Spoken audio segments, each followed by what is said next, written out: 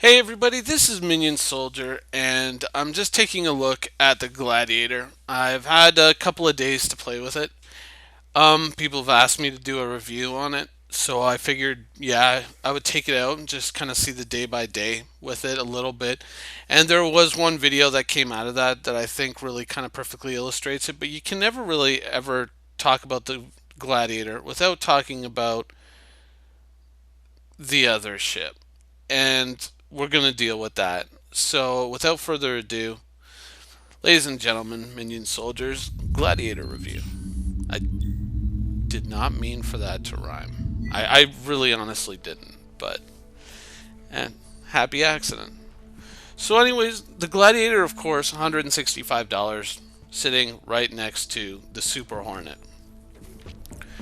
Now, the question was asked, do I think that the Gladiator would make a good escort? Um, I truthfully I can't see it. I think that an escort should be fast or at least very heavily armed, and I just don't see the Gladiators being very imposing. Now, of course, the Gladiator does have a crap ton of missiles on it, but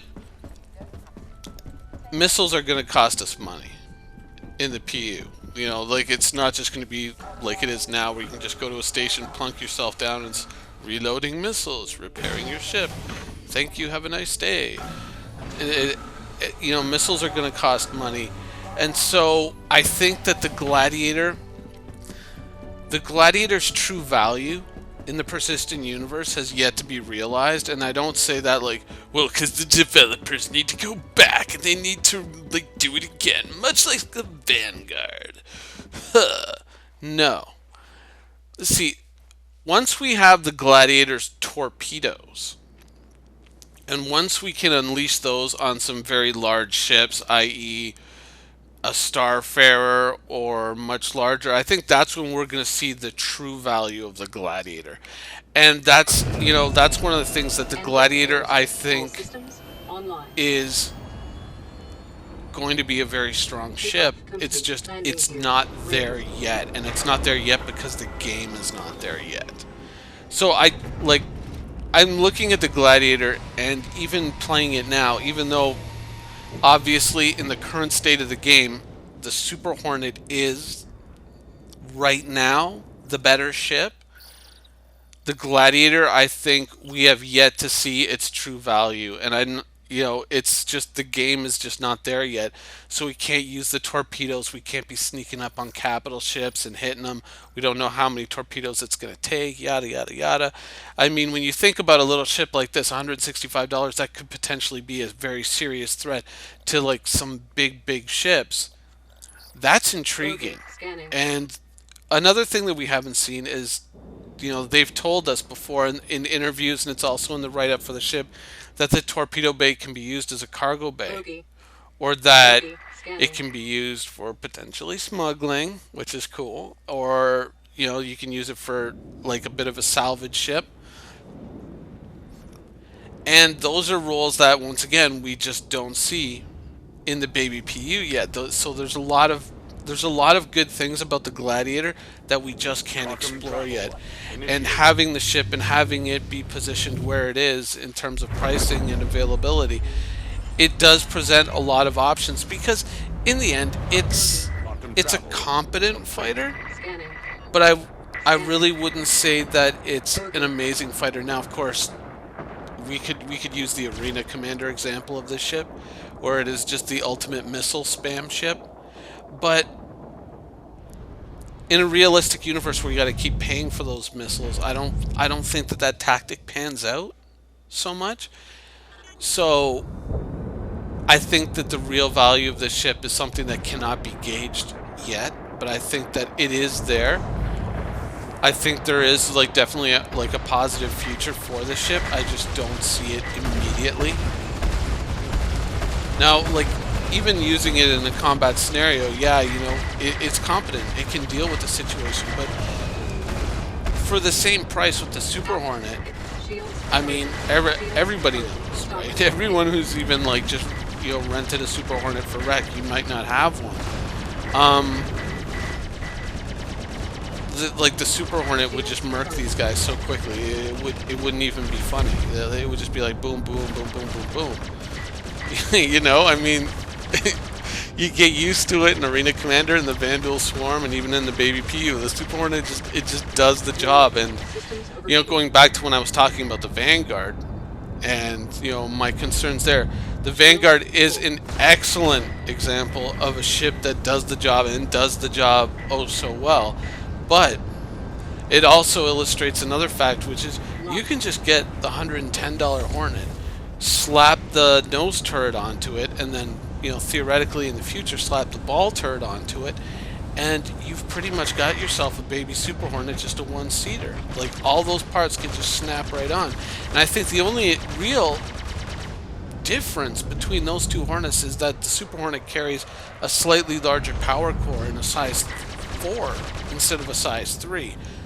That's just off the top of my head, but I believe that's the only really true difference between the two. And so, once again, that base Hornet being $110, now if you can go and earn the UEC in game and pick up the rest of the pieces, that makes the Hornet look extra good. I mean, you just gotta do a little bit of the groundwork to get there. But, that's a whole other conversation. We're here looking at the Gladiator, and I think that when you look at the Gladiator and the price that the Gladiator is, I think that a lot of that price is the unrealized value of this ship. There's a lot of things that we can't do with this ship that we're going to be able to do, and so if you're looking at the Gladiator and you're thinking, no, it's a good ship. No, it is a good ship. But I think in the future it's going to be a great ship, and we just haven't gotten to that point yet.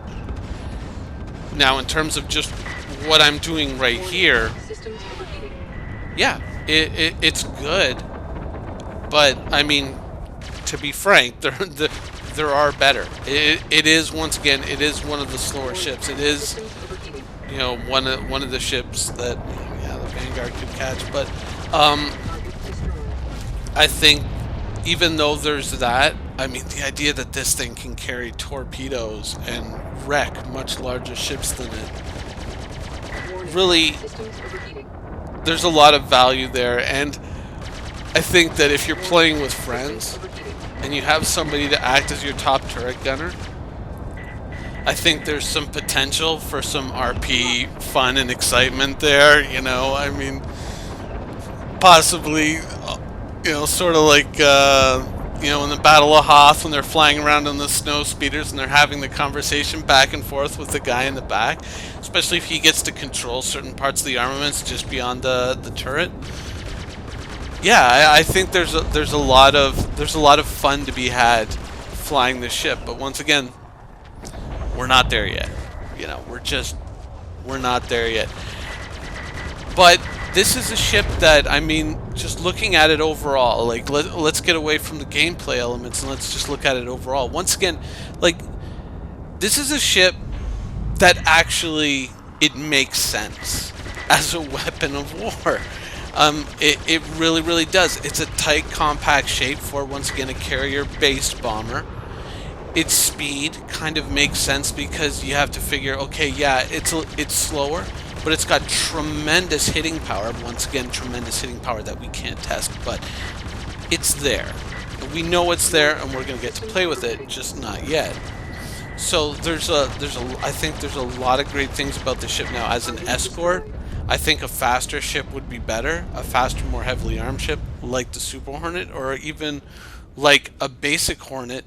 Once you can fully upgrade it, get all the turrets on it, I think that that's going to be, if you can wait until the actual persistent universe with persistence, when you can just buy all these things and just have them with in-game currency, I think the base Hornet, if you can get your hands on it, is going to be a ship that has a lot of unrealized value as well. We're going to get there at some point, just not right now. But with this ship, the day in, day out, I think this is going to be a good ship. I think this is going to be a fun ship. I can see a lot of people going out and making torpedo runs with this ship, and just kind of seeing it tear through space, a little bit scratched up, and, you know, having some kind of cheesy moments like, okay, Red Leader, we're going in to make our torpedo run, cover us, that sort of stuff.